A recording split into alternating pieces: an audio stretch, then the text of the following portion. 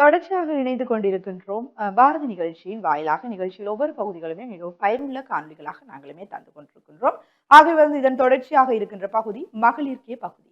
பெண்களுக்கே உரிய பல விடயங்களை வெளிப்படுத்துகின்ற தெளிவுபடுத்துகின்ற ஒரு பகுதி என்று கூட நாங்கள் சொல்லிக் கொள்ள முடியும். இதன் ஊடாக நாங்கள் மனதில் நினைத்து வைத்திருக்கின்ற பல கேள்விகளுக்கு விடைகளையும் நாங்கள் அறிந்து கொள்ளக்கூடியதாக இருக்கின்றது. அந்த வகையிலுமே இன்றைய நாளுக்குரிய மகளிர்க்கே பகுதியும் காத்திருக்கின்றது. பார்க்கலாம்.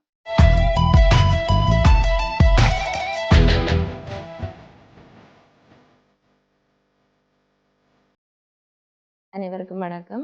நான் டாக்டர் நித்யபிரியா சிவராம். இன்றைக்கும் அதாவது மாதம் வருகின்ற டிஸ்மெனோரியா செகண்டரி டிஸ்மெனோரியா, அசாதாரணமான நோய் நிலைமைகளில் வர்ற டிஸ்மெனோரியா அடினோமயோசிஸால் வந்தால் எப்படி இருக்குமென்னு சொல்லி பார்ப்போம். அடினோமயோசிஸ்ன்னு சொன்னால் என்னன்னு சொன்னால், நோமலாக யூட்ரஸ் யூட்ரஸில் எண்டோமெட்ரியம் நோமலாக அது உள்பக்கத்தில் இருக்கும். இந்த எண்டோமெட்ரியம் என்ன செய்ய போகுதுன்னு சொன்னால், யூட்ரஸ்னா மயோமெட்ரியம், அதாவது மஸ்குலர் லேயரில் பொதிஞ்சு உள்ளுக்க போகிறதால அதை அடினோமயோசிஸ்ன்னு சொல்லுவோம். இப்போ பொதிஞ்சு உள்ளுக்கு போகைக்க அவைக்கு ப்ரெஷர் சிம்டம் இருக்கும், அதோட பெயின் நல்லா சிவியராக இருக்கும். அப்போ மஸ்குலர் லேயரை அது அதாவது இன்வேட் பண்ணி கொண்டு போகுது. இப்போ மஸ்குலர் லேயர்லேயும் பிளட் வெசல்ஸ் இருக்குது, நிறைய சப்ளை இருக்குது. மஸ்குலர் லேயர் நல்லா சாஃப்டாக இருக்கிறதுக்காக ஏற்கனவே நிறைய பிளட் சப்ளை இருக்குது. இந்த எண்டோமெட்ரியம் போய் அதுக்குள்ள பொதிஞ்சு இருக்கிறதால பெயினோட அது என்ன செய்யும்னா, அந்த பிளட் வெசல்ஸையும் எரோட் பண்ணுறதால ப்ளீடிங்கும் மாதம் கூடுதலாக வரப்போகுது.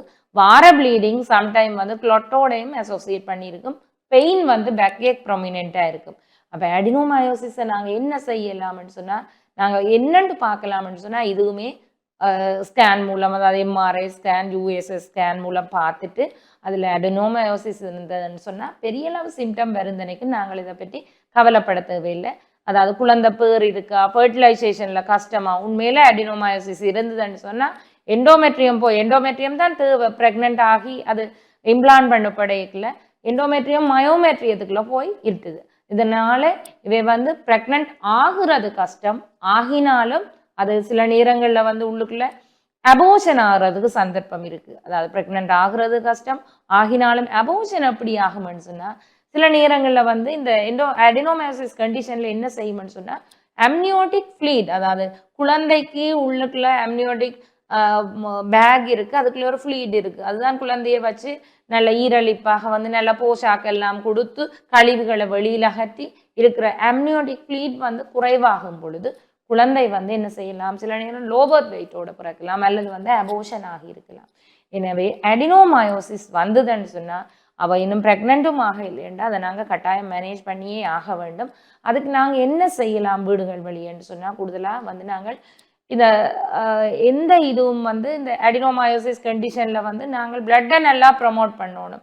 பிளட்டை ப்ரமோட் பண்ணிக்க நல்லா அத்திப்பழம், பாதாம் சீட்ஸ், ஆளி விதை இதுகளை கூடுதலாக நாங்கள் பவுடர் ஃபார்மேட்டில் எடுக்கலாம். அது வைத்தியரின் ஆலோசனைகளோட சேர்ந்து எடுக்கிறது நல்லா.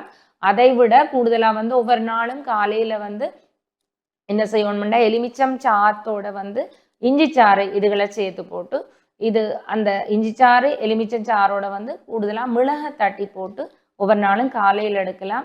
நைட் படுக்க முதல் கருவா கராம்பு போட்ட டீ அதை எடுக்கும் பொழுதும் இவர்களுக்கு அது குறைகிற தன்மையாக இருக்கும். அதை விட தேங்காய் எண்ணெயை நாங்கள் என்ன செய்வோம்னு சொன்னால், அதாவது செக்கில ஆட்டின தேங்காய் எண்ணெய் 1 டீஸ்பூன் அதை எடுத்து நாங்கள் ஒவ்வொரு நாளும் நைட்டில் குடிக்கும் பொழுதும் குடித்துட்டு எண்ணெய் அதாவது எங்களுக்கு இந்த ஈசோஃபேகஸ் அதுகளில் நிற்கும். எனவே அந்த தேங்காய் எண்ணெயோட நாங்கள் ஒரு டம்ளர் தண்ணியும் குடிக்க வேண்டும், கட்டாயம் சுடு தண்ணி எடுக்கும் பொழுது இந்த மாதிரியான அதாவது குமட்டல் அப்படியான சிம்டங்கள் குறைவாக இருக்கும்.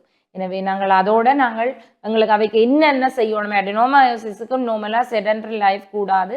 அதாவது நடைப்பயிற்சி, 30 மினிட்ஸ் வாக், எக்ஸசைஸ்ன்னு சொல்லும் பொழுது யூட்ரஸை பலப்படுத்துகிற மாதிரி பட்டர்ஃப்ளை ஆசனாஸ், பத்மகோணாசனாஸ், திரிகோணாசனாஸ் மூலம் அவர்கள் செய்து இந்த அடினோமயோசிஸ் என்ற பிரச்சனையிலிருந்து அதாவது விடுபடலாம் அல்லது குறைத்து கொள்ளலாம். நாங்கள் சிவியாரிட்டி சிம்டம்கள் கூடினா கட்டாயம் அதை நாங்கள் யூட்ரஸில் ஒரு சின்ன அதாவது என்ன செய்ய போகிறோம்டா அடினோமயோசிஸில் லெப்ரோஸ்கோபி மூலம் தான் பார்க்கலாம். என்னன்னு சொன்னால் மற்ற இன்வெஸ்டிகேஷன் கஷ்டம். லெப்ரோஸ்கோபி மூலம் அதை சின்னனா பொசுக்கி விடலாம் அந்த அடினோமயோசிஸ் என்ற கண்டிஷனை. அதை இதன் மூலம் அந்த அடினோமயோசிஸ் தொல்லையிலிருந்து விடைபெறலாம். நன்றி.